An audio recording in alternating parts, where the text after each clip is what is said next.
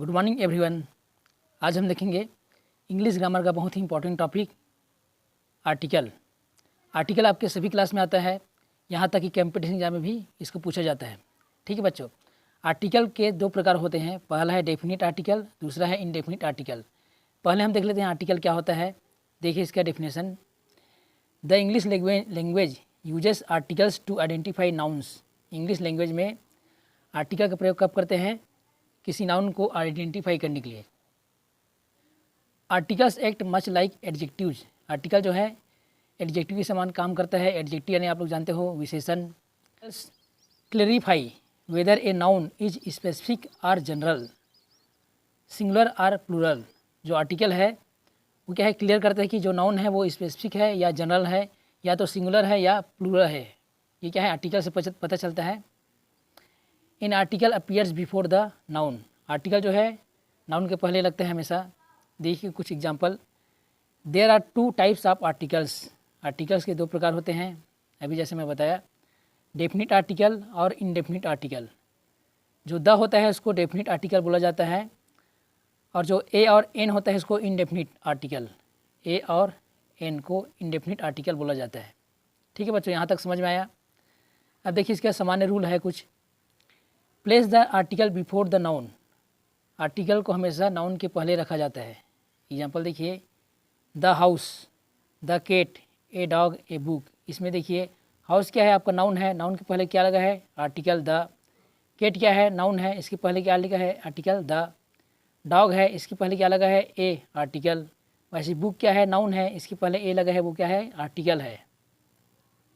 अब आगे देखिए, place the article before the adjective when the noun is modified by an adjective. Article को हमेशा एडजेक्टिव के पहले रखना है। कब रखना है? जब जो नाउन जब वो जो नाउन है वो क्या है, एडजेक्टिव के द्वारा मॉडिफाई हुआ हो। यहाँ पे देखिए एग्जांपल, द पर्पल हाउस। ये जो नाउन है, हाउस नाउन है ना, इसके पहले क्या लगा है, एडजेक्टिव। तो हमको एडजेक्टिव पहले क्या लगाना है, आर्टिकल, अगर एडजेक्टिव रहेगा तब। वैसे देखिए द ब्लैक केट, तो केट क्या है, आपका नाउन है, और ब्लैक क्या है, एडजेक्टिव है, इसके पहले लगा है द, ये आर्टिकल है। इसी तरीके से a white dog, an open book, ये सब क्या है, ऐसे आपको लिखना है। जब एडजेक्टिव रहेगा तो एडजेक्टिव पहले आर्टिकल रहेगा। नीचे देखिए, the house purple, a dog white, ये क्या है, गलत है। देखिए यहाँ पे एडजेक्टिव को बाद में लिख दिए हैं, बीच में क्या है, आपका नाउन है, तो ऐसा नहीं करना है। पहले आपको क्या लिखना है, नाउन रहेगा, नाउन के पहले एडजेक्टिव, एडजेक्टिव पहले आएगा आपका आर्टिकल। आगे देखिए, do not added an article when the noun has a possessive pronoun. आपको आर्टिकल का यूज नहीं करना है जब नाउन में क्या है, कोई पॉजेसिव प्रोनाउन हो। पॉजेसिव प्रोनाउन यानी आप लोग जानते हो, माई, हिज, हर, अवर, देयर, ये सब क्या है, पॉजेसिव प्रोनाउन कहलाते हैं।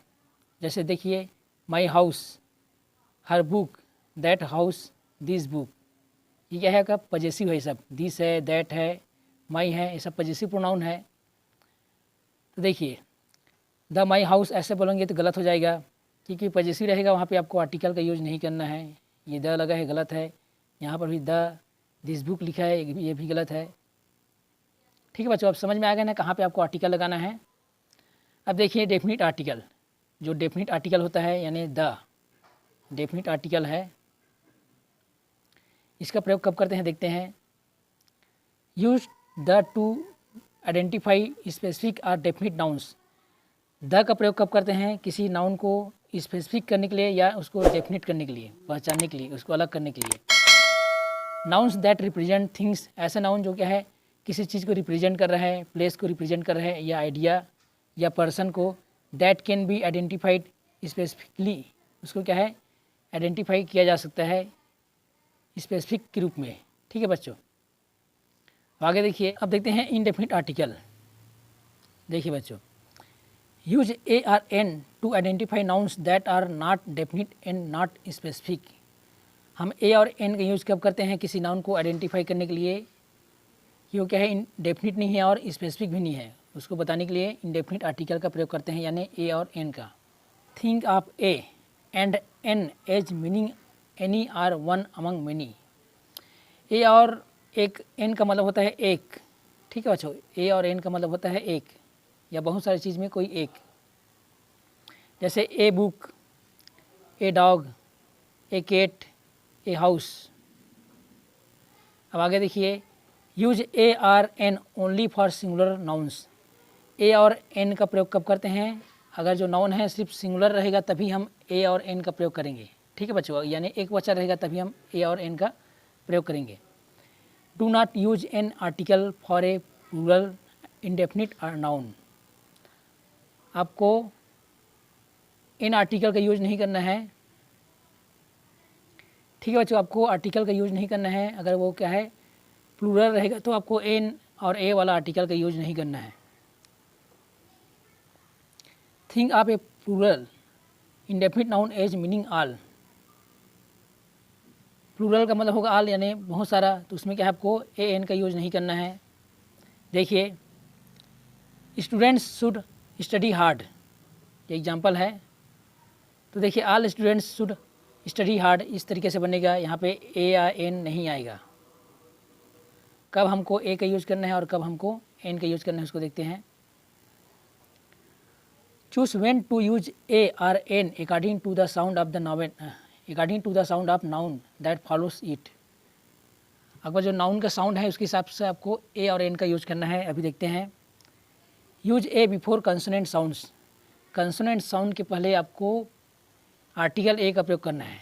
ठीक है बच्चों, जैसे बुक है, बुक में क्या है आपका जो शुरू का अक्षर लेटर क्या है, बी है, ये क्या है कंसोनेंट है, व्यंजन है। तो जब भी हम व्यंजन रहेगा वहाँ पे आपको ए लिखना है। ठीक है बच्चों, जैसे डॉग दिया है तो डी है, ये भी क्या आपका कंसोनेंट है, तो कंसोनेंट रहेगा तो आपको ए लिखना है, एन नहीं लिखना है। अब आगे देखिए, use a before a sounded H along U and O with the sound of W. जैसे हेट रहेगा तो हेट क्या है आपका, देखिए कंसोनेंट है ना, तो कंसोनेंट रहेगा तो हमको ए का यूज करना है। हाउस है, यूनियन है, यूनियन में आप देखिए यू है, क्या है आपका वावेल है, लेकिन जब इसको हम उच्चारण करेंगे तो क्या होता है, ये वाला यू होता है। यूनियन पढ़ते हैं ना हिंदी में, तो हिंदी के हिसाब से क्या है स्वर नहीं है, क्या है ये कंसोनेंट है, तो यहाँ पर भी क्या है ए का यूज होगा।